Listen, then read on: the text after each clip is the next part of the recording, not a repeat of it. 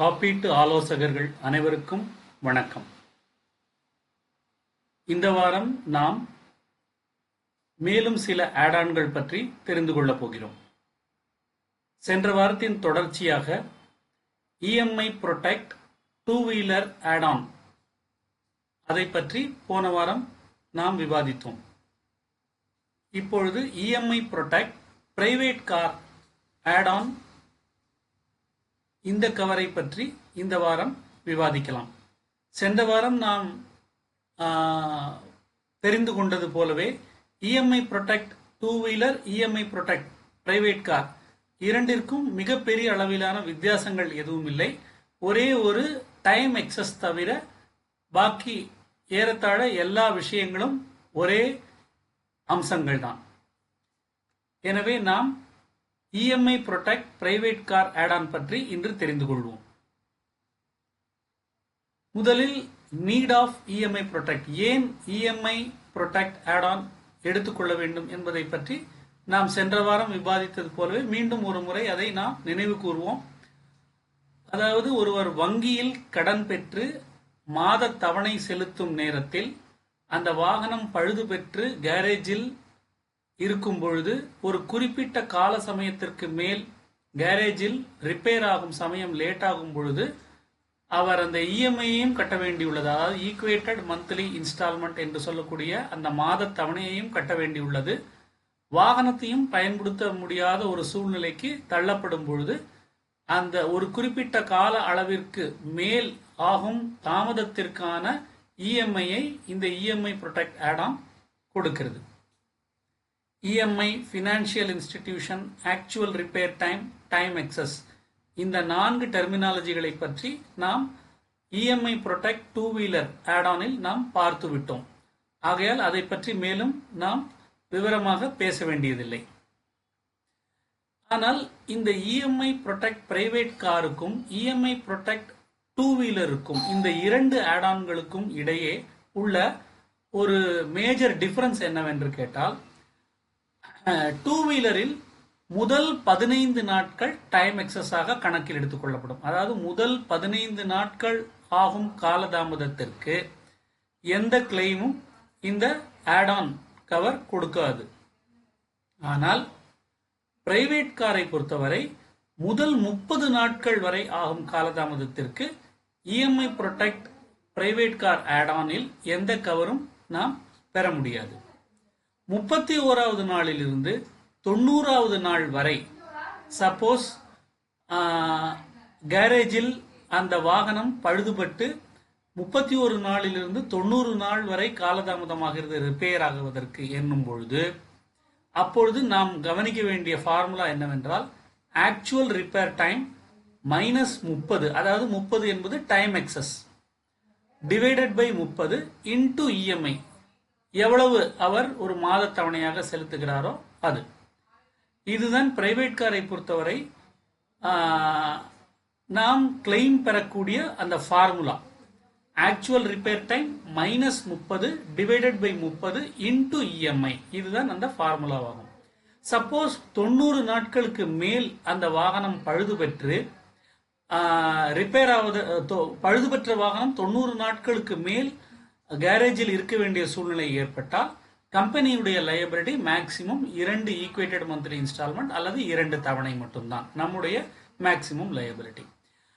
2 இஎம்ஐக்களை ஒரே கிளைமிலோ அல்லது ஒரு வருடத்தில் 2 இஎம்ஐக்களை 2 கிளைமிலோ நாம் பே செய்து முடித்த பிறகு இந்த ஆட்-ஆன் புரொடெக்ட் அங்கேயே நின்று விடுகிறது.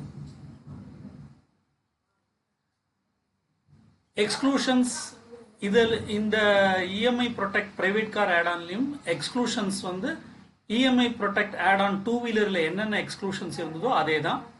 ஸோ ஆனால் இதில் வந்து டைம் எக்ஸஸ் பார்த்தீங்கன்னா 30 நாள், அதில் வந்து டைம் எக்ஸஸ் 15 நாள். ஸோ அது வந்து எக்ஸ்க்ளூஷன். 30 நாள் ஆகக்கூடிய டிலேக்கு எந்த விதமான கிளைமும் கிடைக்காது. ஸோ அது ஒரு மெயின் எக்ஸ்க்ளூஷன். அதே மாதிரி இந்த ஆக்சிடென்ட் ஆகிறதுக்கு முன்னாடி அவர் ஏதாவது இஎம்ஐ அமௌண்ட் பெண்டிங் வச்சிருந்தாலோ அதுக்கு இன்ட்ரெஸ்ட் கட்ட வேண்டி இருந்தாலோ அதெல்லாம் இந்த ஆட்-ஆன் ப்ரொடெக்ட்ல கிடைக்காது. டோட்டல் லாஸோ கன்ஸ்ட்ரக்டிவ் டோட்டல் லாஸ் ஆச்சுனாலோ அப்பயும் இந்த ஆட்-ஆன் கவர் வராது. ஒரு வருஷத்துக்கு மேக்சிமம் 2 கிளைம் தான் வாங்கிக்க முடியும். 2வது கிளைமுக்கு மேலே வர்றது வந்து பட் நேச்சுரல் எக்ஸ்க்ளூஷன்ல போயிடும். அதே போல consequential loss or penalties associated with loan payment, அதாவது late payment charge, pre payment charge, பேங்க்குக்கு இந்த மாதிரி வேற ஏதாவது சார்ஜஸ் அவர் கட்ட வேண்டி இருந்தால் அது வந்து எக்ஸ்க்ளூஷன்ல வரும். அது வந்து நம்ம பே பண்ண மாட்டோம். நம்மளை பொறுத்த வரைக்கும் அவரோட இஎம்ஐ தான் நமக்கு சம் இன்சூர்டா நம்ம எடுத்துப்போம். அதே போல act of God, earthquake, tsunami, flood இது போன்ற பெரில்ஸ்னால, அதாவது நம்ம இன்சூரன்ஸ் கம்பெனியும் ரிப்பேரரோட கண்ட்ரோலுக்கு அப்பாற்பட்டு நிகழக்கூடிய நிகழ்வினால் ஏற்படக்கூடிய காலதாமதத்திற்கு இந்த இஎம்ஐ ப்ரொடெக்ட் ஆட் ஆன் எந்த கிளைமும் கொடுக்காது. அதே போல சப்போஸ் வந்து இந்த இஎம்ஐ அமௌண்ட்டு ரிப்பேர் கம்ப்ளீட் ஆயிடுச்சு, அதுக்கு அடுத்த நாள்ல இருந்து வரக்கூடிய இஎம்ஐ அமௌண்ட் எது நிலுவையில் இருக்கக்கூடிய இஎம்ஐ அமௌண்ட்டை நம்ம இந்த ஆட் ஆன் கவர்ல பே பண்ண மாட்டோம். ரிப்பேர் என்னைக்கு முடிஞ்சிருதோ அன்னியோட நம்மளோட அந்த டைம் பீரியடும் முடிஞ்சது, அதுக்குள்ள இருக்கக்கூடிய இஎம்ஐ தான் நம்ம கால்குலேட் பண்ணி கிளைமா பே பண்ணுவோம்.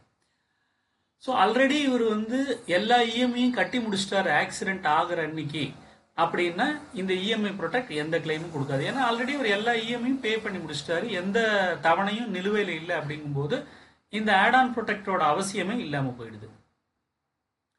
ஸோ இப்போ வந்து இந்த ஆட் ஆன் ப்ரொடெக்ட்ல நம்ம இந்த ஆட் ஆன் கவர்ல வந்து நம்ம கிளைம் வாங்கணும்னா ஃபர்ஸ்ட் ஓன் டேமேஜ் கிளைம் வந்து அக்செப்ட் ஆகிருக்கணும். அதே மாதிரி தான் 2 வீலர்ல என்ன கண்டிஷன் பார்த்தோமோ அதே தான். அதே மாதிரி ஆக்சிடென்ட் ஆன 10வது நாளைக்குள்ள, ஆக்சிடென்ட் ஆன நாளை தவிர 10 நாளைக்குள்ள வண்டி கண்டிப்பா கேரேஜில் கொண்டு வந்து விட்டுருக்கணும். அவர் வேற எதுவும் இஎம்ஐ பெண்டிங் வச்சிருந்திருக்க கூடாது. அதே மாதிரி ஒரு ரிப்பேர் ஒர்க் வந்து beyond the control of company or repairer சில பார்ட்ஸ்க்காக வெயிட்டிங்ல இருக்கு, அது வந்து கம்பெனியோட கண்ட்ரோல்லையும் இல்லை ரிப்பேரரோட கண்ட்ரோல்லையும் இல்லை. அப்படிங்கும்போது அந்த மாதிரி சமயங்கள்ல வந்து இந்த ஆட் ஆன் வந்து ஒர்க் ஆகாது.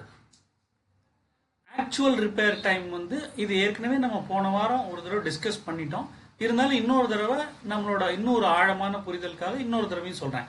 ஆக்சுவல் ரிப்பேர் டைம்ங்கிறது எப்படி கவுண்ட் பண்றோம் அப்படின்னா, நம்ம வண்டியை கொண்டு போய் கேரேஜில் கொண்டு போய் விட்டுட்டோம் ரிப்பேருக்கு, சர்வேயர் ஃபைனல் இன்ஸ்பெக்ஷன் பார்த்துடுறாரு, இல்ல இன்சூர்டு வந்து ஓகே என் வண்டியை ரிப்பேர் பண்ணிக்கோங்க அப்படின்னு சொல்றாரு. இந்த ரெண்டுல எது பின்னாடி நடக்குதோ அந்த அன்னியிலிருந்து நம்ம ஆக்சுவல் ரிப்பேர் டைம் ஸ்டார்ட் ஆகுது. என்னைக்கு வரைக்கும் அப்படின்னு பாத்தீங்கன்னா, ரீஇன்ஸ்பெக்ஷன் என்னைக்கு அந்த வண்டிக்கு பண்ணப்படுகிறதோ அந்த அன்னைக்கோ, இல்லாட்டி அந்த ஆக்சுவல் ரிப்பேர் ஒர்க் என்னைக்கு முடிஞ்சிருதோ, அந்த வண்டியோட ஆக்சுவல் ரிப்பேர் ஒர்க் என்னைக்கு முடிஞ்சிருதோ, இந்த ரெண்டுல எது முன்னாடி நிகழுதோ அது. ஸோ இதுக்கு இடைப்பட்ட காலம் தான் ஆக்சுவல் ரிப்பேர் டைம். இது 2 வீலரை பொறுத்த வரைக்கும் மொதல் 15 நாளைக்கு எந்த கிளைமும் கிடையாது. பிரைவேட் காரை பொறுத்த வரைக்கும் மொதல் 30 நாளைக்கு எந்த கிளைமும் கிடைக்காது. ஆனா அதே மாதிரி இன்னொரு மேஜர் டிஃபரன்ஸ் 2 வீலருக்கும் பிரைவேட் காருக்கும் இந்த ஆட் ஆனை பொறுத்த வரைக்கும், அதுல ஒரு இஎம்ஐ வந்து 10,000, மேக்சிமம் 2 இஎம்ஐ ஒரு வருஷத்துல கிளைம் வாங்கிக்கலாம். அதாவது 20,000 ரூபாய் வரைக்கும் கிளைம் வாங்கிக்கலாம். ஒரே கிளைம்லயே 20,000 வாங்கிக்கலாம், இல்லாட்டி 2 கிளைமா 20,000 ரூபாய் வாங்கிக்கலாம். அந்த சப்ஜெக்டும் நம்ம டிஸ்கஸ் பண்ண அந்த ஃபார்முலாவை அப்ளை பண்ணதுக்கு அப்புறம். ஆனா பிரைவேட் கார்ல உள்ள இஎம்ஐ ப்ரொடெக்ட் ஆட் ஆனை பொறுத்த வரைக்கும் ஒரு இஎம்ஐங்கிறது 25,000 பிக்ஸ் பண்ணிருக்காங்க. அப்ப நம்மளோட சம் இன்சூர்டுங்கிறது 2 இஎம்ஐ, அதாவது 50,000ங்கிறது EMI protect private car add ஆனை பொறுத்த வரைக்கும் சம் இன்சூர்டு ஒரு வருஷத்துக்கு 50,000. அப்ப இந்த 50,000 இஎம்ஐ வந்து நம்ம 2 கிளைம்ல வாங்கிக்கலாம். இல்ல 90 நாளைக்கு மேல போற பட்சத்துல இந்த 2 இஎம்ஐ சேர்த்து ஒரே கிளைம்லயே வாங்கிக்கலாம். ஆனா அதுக்கப்புறம் இந்த இஎம்ஐ ப்ரொடெக்ட்ல வந்து எந்த கிளைமும் வாங்க முடியாது.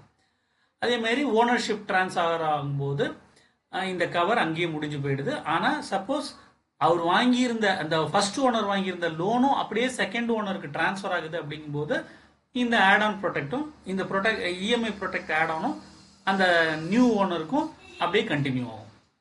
ஸோ இதுதான் வந்து EMI protect add-on for private car. So இது வந்து உங்களுக்கு ஓரளவு போன வாரம் நம்ம டிஸ்கஸ் பண்ணிட்டதுனால இந்த பிரைவேட் காரோட இந்த ஆட் ஆன் வந்து கொஞ்சம் ஈஸியாக வந்து நம்ம டிஸ்கஸ் பண்ணும்போது புரிஞ்சிருக்கும்னு நினைக்கிறேன். பொறுமையாக கேட்டவங்க எல்லாருக்கும் ரொம்ப நன்றி.